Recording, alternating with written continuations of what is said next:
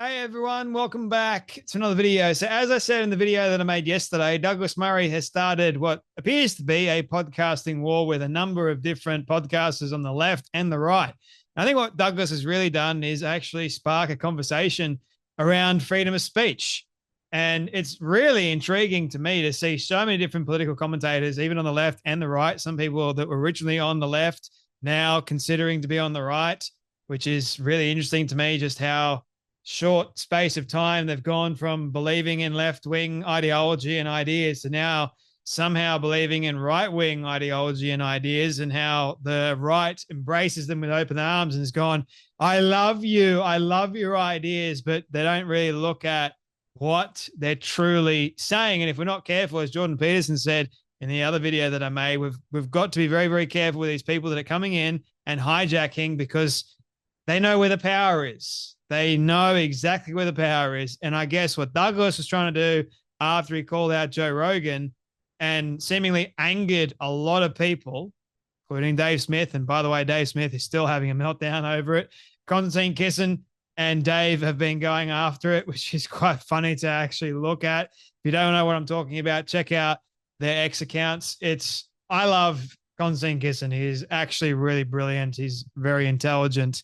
Dave Smith, on the other hand, is a comedian, and I'm not saying that he's not intelligent, but there's a lot of things I disagree with him on, as there are things that I do agree with him on. Now, with that all being said, what's been really interesting to me is to see people that I've actually had on my show, like Bret Weinstein, for example, and his wife, Heather Heying, have listened to them talk about and try and slam Douglas Murray for what Douglas said on Joe Rogan. And look, Bret and Heather, they are two very smart individuals, and I like some of the things they've had to say of late and in the past. I had them on my show during the whole, just after COVID, I think it was, and had a brilliant conversation. So I do respect these two individuals, and I think personally, you're allowed to have disagreements with people. It's part of the freedom of speech. And if anything, Douglas was saying, as the biggest podcaster in the world, and I've said this many times, people don't seem to get it, as having the biggest podcast in the world, do you decide to platform somebody where their ideas go completely against historical fact and historical truth? Do you decide to platform them for ideas that just could be or should be only entertained with your friends and your close relatives? Or do you platform that to the entire bloody world and say, here is a crazy idea for you all to think about? Now, yes, we can platform whoever the hell we want, but we should be wise about who we decide to platform. We should be careful with the things that we say. Just because you can say it doesn't mean that you should say it, because there are going to be consequences to the things that we say. Americans go, it's our constitutional rights, the First Amendment for freedom of speech. I agree. I'm a staunch defender of freedom of speech. I love it. There should be no barriers around freedom of speech. And again, I believe in that. When it comes down to the truth, historical fact, yes, you're allowed to say that Hitler was trying to appease the Jews and Hitler was trying to do X, Y, and Z. He wasn't anti-Semitic. Yes, you can say it, but as Douglas pointed out, what's the point of that? What good is that going to do? That is actually freedom of speech. By pointing that out, why are you having these people on? Is there a more nefarious means to your viewpoint here?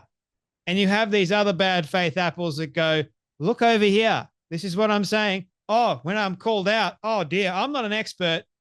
I didn't say that I was an expert, but I'm just giving my personal opinion on something that you have got no idea about.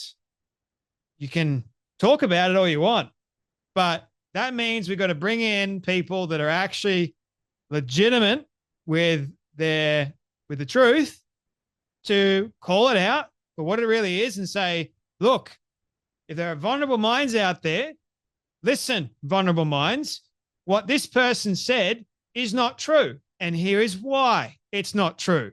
You can then make up your own opinion or your own viewpoint, whatever. The thing is, though, at the end of the day, we still have to be careful. We have a duty of care.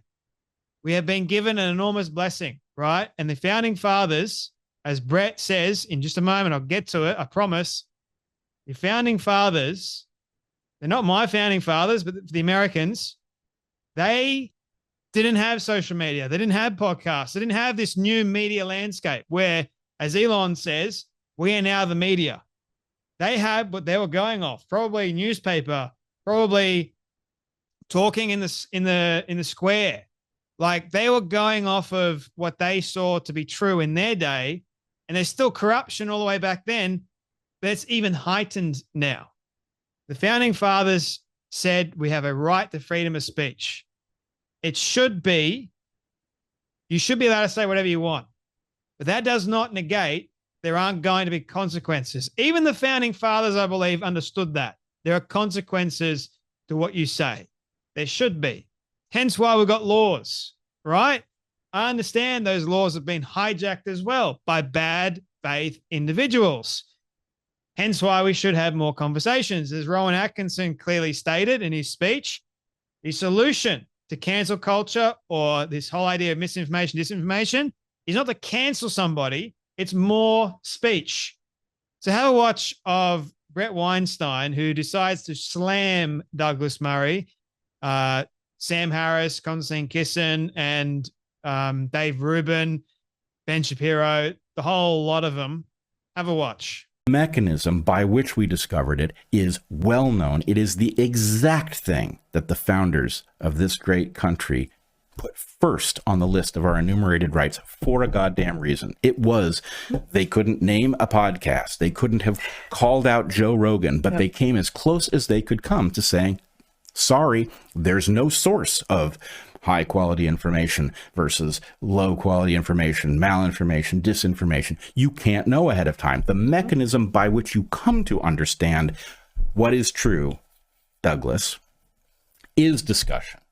It is discussion in which nobody gets to set the rules about what kinds of opinions can be investigated. And yes, that does cause some garbage stuff to be said, but what reveals that it's garbage stuff?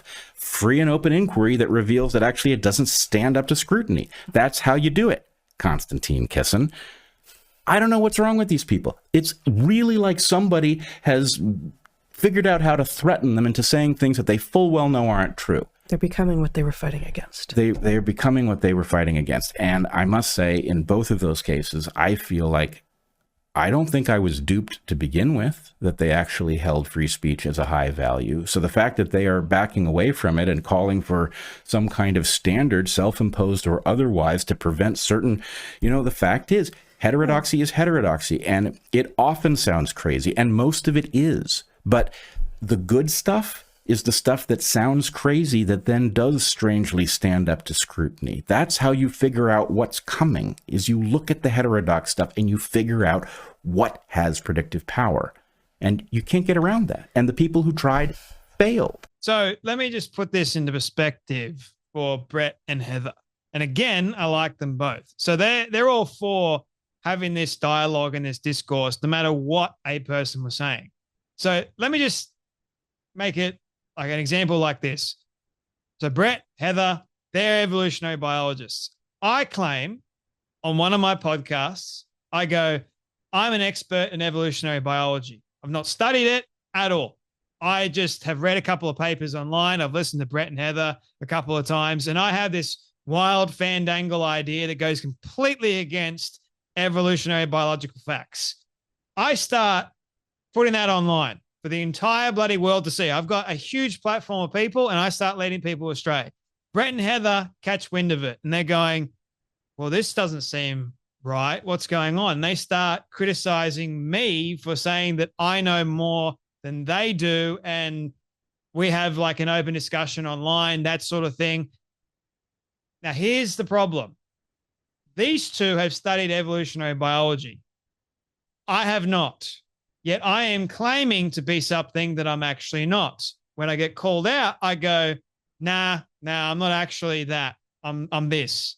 I'm just asking questions. I'm just sharing ideas into the public sphere, which are completely against the truth, right? and then I get invited on Joe Rogan, the biggest platform in the world, to share my crazy ideas. Do you think that Bret and Heather would be happy for me to lie about their profession that they have studied for such a long time? Do you think they would be happy for me that I call myself an evolutionary biologist expert on these certain particular topics? Or do you think that they would go to Joe, why did you decide to platform Jay? Because what he said wasn't right at all, and he's leading your audience astray. You can't do that with evolutionary biology. We should be able to have a debate and open discourse and open discussion. Why didn't you have us on to counteract him and debate him? So that's what I mean. That's Douglas's point in a nutshell. You have a lot of these people that claim to know stuff. They don't really. They get invited on these giant podcasts to spout their ideas. And while that is totally okay, some ideas are only okay for your friends and your family, and some other ideas shouldn't be platformed to the biggest audience in the world. Or if it is, which it has been of late, then at least get an actual expert on in the realm of science, in the realm of history, to counteract what that dingbat has said. That is all Douglas was trying to say. Again, we've got to be very careful with what we are watering. What is the point of it? If I'm claiming to be an evolutionary biologist, and I'm really not, and I'm sharing a lot of these nonsensical facts, which aren't actually facts, right? If I'm sharing that to a very large audience, what is my purpose? What is my ultimate aim? Just to be provocative so I can get clicks and become famous? What would be my ultimate aim? To bring down evolutionary biologists? What's the point? To lie to people, lead people astray? Who knows? But again, you have this right to freedom of speech. I get it. You're so very staunch on it. So am I. But just because you have the means or the ability to do something or say something doesn't make it wise. I think even the founding fathers would have understood that. Anyway, that's enough from me. You guys take care. Be blessed. And I'll see you all in the next video.